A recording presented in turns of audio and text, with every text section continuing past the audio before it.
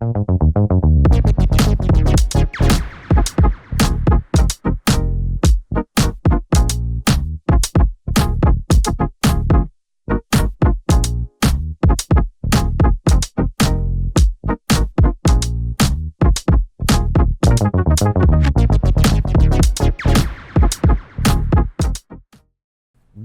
continuidade aos trabalhos do nosso podcast, vinculado ao Congresso Acadêmico Inteligência Artificial, Realidades e Projeções, os professores Samira Naspolini e Tiago Giannini tecem considerações importantes sobre vulnerabilidades das sociedades da informação, a violação de direitos humanos na sociedade da informação. Agora, vamos acompanhar as considerações do professor Tiago Giannini sobre o tema. Muito obrigado, professor Emerson. Agradeço pelas palavras. Cumprimento a professora Samira também. Com muita satisfação que eu participo desse podcast com dois grandes amigos aqui do programa de mestrado da FMU. E dentro do tema de vulnerabilidades na sociedade da informação, eu vou falar um pouquinho da vulnerabilidade do contribuinte dentro do uso da inteligência artificial pela Receita Federal, pela administração tributária, no seu processo de fiscalização. Num primeiro momento, eu queria deixar claro que o Estado precisa de dinheiro, todos sabemos que o Estado precisa de dinheiro, e a principal forma hoje de arrecadação é o tributo, principalmente os impostos. Nesse contexto, a Receita Federal ela tem trabalhado dentro dessa arquitetura normativa tributária para a cobrança dos tributos. A Receita Federal ela tem o seu trabalho não só da cobrança, mas também da fiscalização tributária. E nesse contexto, a Receita também vem se programando, vem se identificando essas novas vertentes da sociedade da informação, principalmente voltadas ao uso da tecnologia da informação, da comunicação, E com isso ela tem melhorado nesse processo de fiscalização.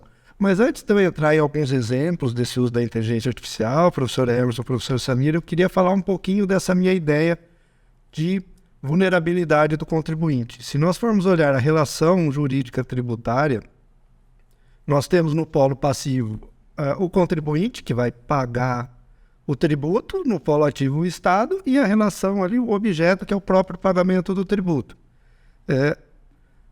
Por outro, nesse contexto dessa relação jurídica, o contribuinte aí, ele é o polo mais fraco, ele é o polo mais fragilizado diante do Estado. E nesse contexto a gente pode falar que o contribuinte ele é o vulnerável dentro da relação tributária. Brevemente, eu queria apontar algumas hipóteses que a própria legislação traz sobre essa condição de vulnerabilidade dos contribuintes. Então, a primeira delas está ali dentro da definição de tributo. Tributo é uma prestação pecuniária compulsória. É obrigado, nós somos obrigados a pagar tributo, não tem para onde correr. Eu não posso chegar e comprar um produto e falar, não quero pagar tributo, Nós somos obrigados a pagar o tributo. Então isso já mostra uma força, uma imposição do Estado diante do seu poder de coerção, de exigir o tributo. Num segundo momento, também nós temos uma possibilidade, nós temos a presença do Estado em toda essa persecução, em toda essa fenomenologia tributária, ou seja, desde a Constituição Federal, ali na norma de competência tributária, que ela permite que a União, Estados, Distrito Federal e municípios instituam tributos, até a própria instituição por legislação infraconstitucional, a própria cobrança do tributo, a imposição, o lançamento tributário, é feito pela própria administração pública. Depois dessa cobrança, nós temos ali também o ponto, que a administração pública ela vai fazer a cobrança e ela tem também os meios coercitivos de cobrar o tributo, por meio da execução fiscal. Então, olha só, a administração pública, no sentido amplo, ela participa desde ali do Poder Legislativo, no primeiro momento, criando o tributo pela legislação. No segundo momento, ela vai estar ali fazendo o lançamento tributário. Num segundo momento, ela vai estar arrecadando. No terceiro momento, ela vai estar fiscalizando. E depois ainda, ela vai estar fazendo esse processo de cobrança que ela tem os privilégios. Então, dentro do processo de execução fiscal e a própria prescrição em dívida ativa, a administração pública tem privilégios. Então, esse contexto todo mostra que nós, contribuintes, estamos numa situação um pouco fragilizada, vulnerável diante todo esse aparato que o Estado tem. Ora, eu não estou aqui criticando isso, estou só comentando que é a nossa estrutura tributária, né? Assim como muitos países. Uma crítica pode ficar para uma próxima oportunidade de conversa, mas eu queria que vocês tivessem essa ideia dessa estrutura para a gente classificar o contribuinte como vulnerável. Bom, num segundo momento, aí sim vem o uso da inteligência artificial por parte da administração pública, principalmente no seu processo de fiscalização. A professora Samira, na apresentação do podcast dela, falou dos dados, da importância dos dados, né, da vigilância, do capitalismo e quanto os dados hoje na sociedade da informação têm um valor, né, ao ponto da própria capa da Newsweek falar que no clichê que tem se tornado, né, que os dados são o novo petróleo, a nova fonte de riqueza no mundo atual. E a Receita Federal, a administração pública, não é boba e percebeu que ela precisa se antenar nesse contexto e se atualizar e se valer das novas tecnologias da informação e da comunicação. Dentro dessa importância dos dados no dia de hoje, a Receita Federal ela tem se atentado para utilizar as novas tecnologias da informação e da comunicação, como eu estava falando. Então, diante dessa estrutura, principalmente depois da alteração, né, da inclusão do inciso 12 no artigo 37 da Constituição Federal, a Receita, né, esse artigo, o que ele diz? Desculpa. Esse artigo ele fala que os estados, né, os órgãos públicos, eles podem compartilhar informações. Ele deu autorização, agora já havia, eles podem compartilhar informações. Ora, com isso, a Receita Federal ficou com essa possibilidade aberta e começou a investir mais em tecnologia da informação para poder ter mais dados e compartilhar os dados entre os órgãos públicos e, com isso, ter mais informações de nós contribuintes, né? E isso dá todo um aparato para a Receita poder fiscalizar melhor e combater a evasão tributária. O uso dessas novas tecnologias pela Receita, ele não é de todo mal. Por quê? Porque ela está ajudando ali no combate da evasão fiscal, trazendo mais dinheiro para os cofres públicos, evitando que os contribuintes soneguem tributos. Porém, essa estrutura que é formada pela Receita Federal, ela precisa ter sempre atenção pelos nossos direitos fundamentais, por aquilo que a Carta Magna traz, por aquilo que a Constituição prevê de proteção ao contribuinte. Então, quando nós analisamos toda essa estrutura que vem sendo formada pela Receita Federal, nós precisamos analisar com um olhar um pouco crítico, falando, realmente, como que está a nossa privacidade com tudo isso? Como está a nossa intimidade? Quem está trabalhando com os dados? Onde esses dados são armazenados? Quem armazena? Quem acessa?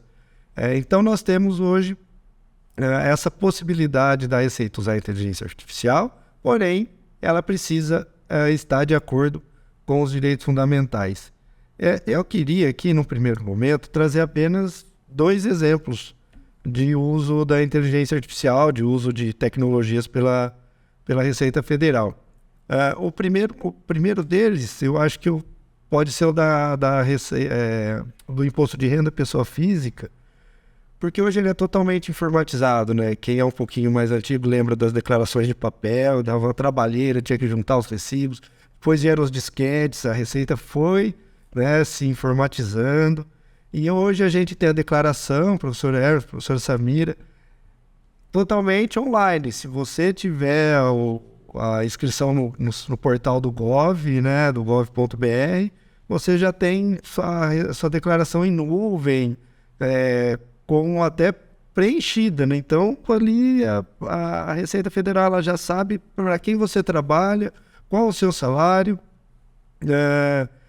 se você, né, se você foi dispensado, se você não foi. Então, é todo um contexto de dados que a própria Receita Federal ela já tem sobre a gente, sem que nós tenhamos essa consciência, né, do que a Receita Federal tem dessas informações.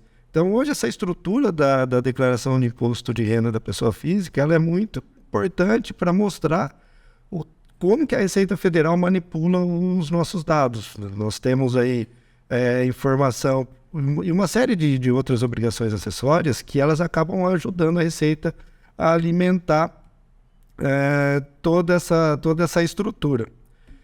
E com isso fica muito mais fácil da Receita Federal fiscalizar. Basta um cruzamento de informações, né? Professor Emerson, você trabalha aqui na FMU, por que na sua declaração não constou ali, né, o valor que você recebe?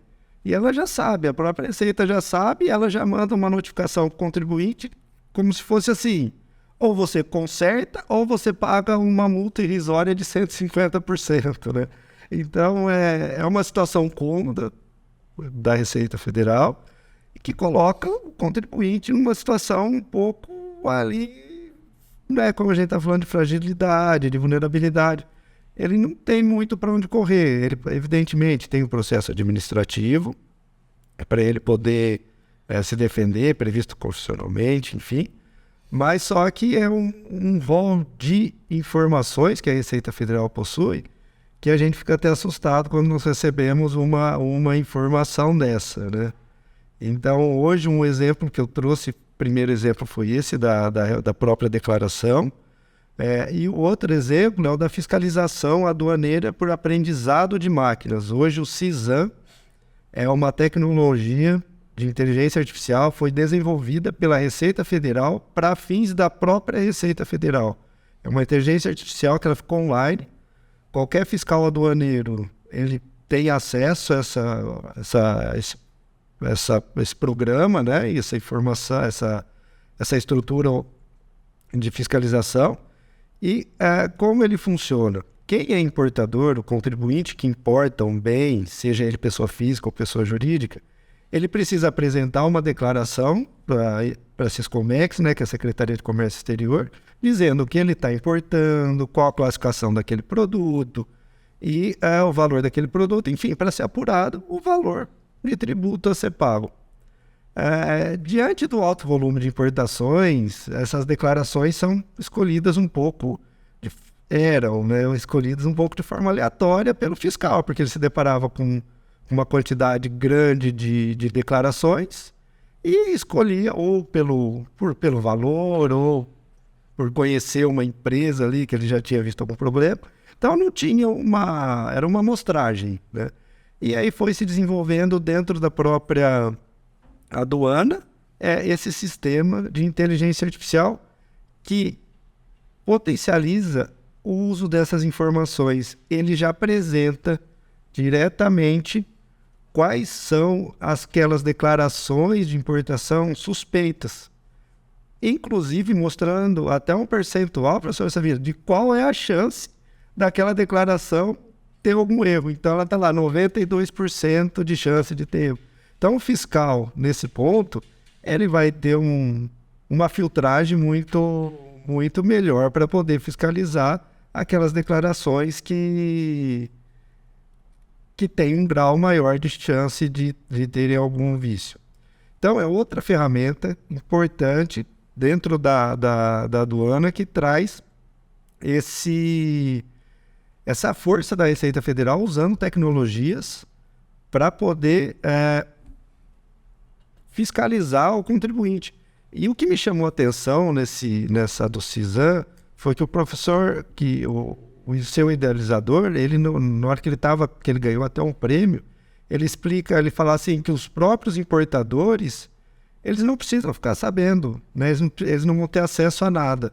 Ora, e minha privacidade, né? Aquele é meu dado, você está manipulando todos os meus dados e eu, contribuinte, nem fico sabendo que você, Receita Federal, tem uma arma poderosa dessa do seu lado. Então, e aqui eu já vou encerrando minha apresentação, professor Emerson. O que eu queria deixar claro é que a Receita Federal hoje ela tem se armado contra a evasão fiscal, com o uso de novas tecnologias, tem investido muito em programação, software, hardware, e também tem fechado, né, nesse caso, a consequência tem fechado o círculo para o contribuinte. Porém, ao que me parece, né, tem faltado um pouquinho de olhar para nós contribuintes. Realmente nós sabemos o que está acontecendo, né? A Receita Federal ela não passa essas informações para nós. Então, assim, você está vasculhando, o Big Brother fiscal está aí de olho em você, né? Está te olhando e nós nem estamos sabendo o tanto que ele está olhando. E por isso aquela minha ideia inicial. Não estou aqui numa apologia à sonegação fiscal, mas sim que tenhamos uma tributação justa. Uma tributação que a Receita fiscalize dentro da legislação tributária e nós, contribuinte, sejamos protegidos pelos nossos direitos fundamentais. Muito obrigado, professor. Muito obrigado pela excelente exposição, professor doutor Tiago Giannini. Eu tenho a convicção de que os nossos espectadores foram agraciados com muito conhecimento. Passo agora a palavra à professora doutora Samira Naspolini para suas considerações e pergunta. Bom, parabéns, professor Tiago, muito esclarecedora, né? E a sua preocupação bastante relevante, né? Como se pode ver, mais um dos aspectos da nossa vida que se encontra tomado aí pela inteligência artificial, né? E sendo utilizado à disposição, né? Do Estado e da Receita, né? Eu fico com duas dúvidas, mas são duas rapidinhas, né? Uma, professor, a gente até falou isso no evento aqui na FMU, né? A Receita também se utiliza, né, daquelas informações que o contribuinte coloca de livre e espontânea vontade nas redes sociais, né? Tem isso também, não tem um setor da Receita, né? Porque muitas vezes, como dizia o Zé Simão, né, não é só a invasão da privacidade, é a evasão da privacidade. Então, muitas vezes a pessoa não se aguenta e ela precisa da notícia de um bem que ela adquiriu ou de um padrão de vida que ela leva, e aí com isso ela acaba se, né, atrapalhando, aí, criando problemas para si própria com relação à Receita, tendo em vista que aquilo que ela declara não é compatível, né? Então, queria ouvir alguma coisa com relação a isso. E outra coisa que eu fiquei aqui a partir da sua fala, essa inteligência, esse percentual que então ela vai falar de probabilidade, né, de erro ali, né, de erro não, mas, né, de sonegação, com base no quê? Nos inputs anteriores, ou não se sabe, né, da onde que ela tira essa ideia de dizer, tome cuidado com isso aqui, que né, red flag, como eles gostam de falar, né, tantos por cento aqui de perigo, de sonegação, de crime, enfim, seria essas. Obrigada, professor Emerson. Muito obrigado, professora Samira, pelas considerações, pela pergunta. Realmente, então, a primeira, tendo em vista essa necessidade nossa, né, de colocarmos, de ostentarmos, né, aquilo que nós fazemos dentro do Facebook, a própria Receita, né, tem trabalhado para coletar essas informações e, a partir daí, fazer mais uma fonte de cruzamento de dados. Então, ali, se eu ostento uma viagem para a Europa, um carro de não sei quantos mil, e aí na minha declaração eu ponho isento, vai ter que ter, a Receita Federal tem começado a trabalhar nesse sentido de aproveitar essas informações dentro da fiscalização tributária também, né? Como já vem usado pelo Poder Judiciário para pagamento de pensão, enfim, já tem algumas formas que tem se usado as redes sociais nisso. E a Receita, como eu disse, ela não está ficando atrás, ela está aproveitando essa oportunidade das tecnologias da informação.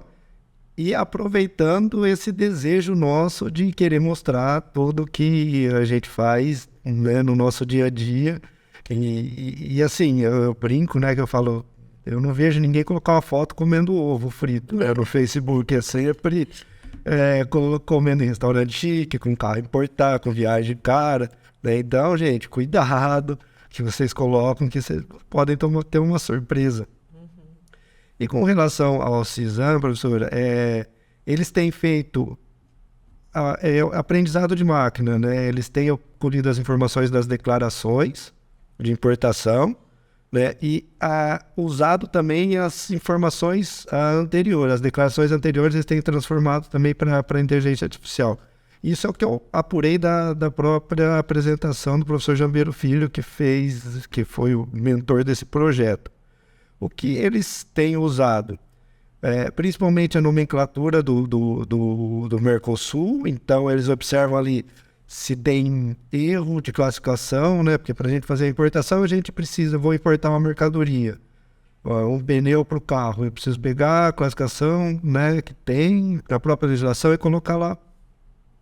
E a partir daí, o CISAM, né, ele faz um cruzamento de dados e vê quais são as classificações que mais erro dão. E a partir daí ele já deixa uma flagzinha lá, uma chance. E também eles cruzam aí, que é também outro perigo nosso, né? Que a gente não sabe o que está acontecendo. Eles cruzam a informação das empresas. Então, se eu sou um exportador de pneu, quem está comprando de mim necessariamente vai ter que ter aquele bem, né, já ali na declaração. Então, se você não está seguindo essa nomenclatura, ou enfim, essa informação, você acaba por ter um pintadinho lá de vermelho, né? Então eles fazem realmente um cruzamento de informações, assim, e a máquina, né, pela própria experiência que esse professor conta, ela não desliga, porque durante a noite eles ficam aprendendo, ela fica aprendendo, cruzando informações, e aí no outro dia as máquinas são usadas para fomentar a fiscalização. Então, assim, é um cruzamento de dados 24 horas e é uma situação que tem... E o êxito, assim, foi lá em cima, é assustador. Mas obrigado, professor. Perfeito, eu que agradeço. Muito obrigado, professora doutora Samira Naspolini, pela sua pergunta, ao professor doutor Tiago Giannini pela resposta, e aproveito a oportunidade para também trazer uma pergunta. Com o uso da inteligência artificial, como compatibilizar a vulnerabilidade do contribuinte e a voracidade do Estado ao adquirir tributos? Querido professor Everson, essa é a pergunta que a Receita não vai querer, né? Ela quer arrecadar, né? A finalidade dela é essa voracidade. A gente vem ainda de um país que tem problemas sociais graves, né? E tem um Estado imenso. E para fazer frente hoje aos custos é necessária a tributação. Então, dinheiro em caixa, né? Se eu vou até abrir um parênteses rapidinho, mas a grande briga que tem da mudança constitucional, da alteração tributária, da reforma tributária que tanto se fala, é isso, né? É dinheiro. Quem que vai abrir mão do dinheiro, né? Quais dos estados vão abrir, quais municípios vão abrir mão de dinheiro, né? Então, tem a visão da Receita Federal, da Administração Pública Tributária, é arrecadatória. Agora, nós precisamos também nos precaver, né? Nós somos contribuintes e, como eu disse, nós estamos numa situação um pouco mais fragilizada e mais vulnerável.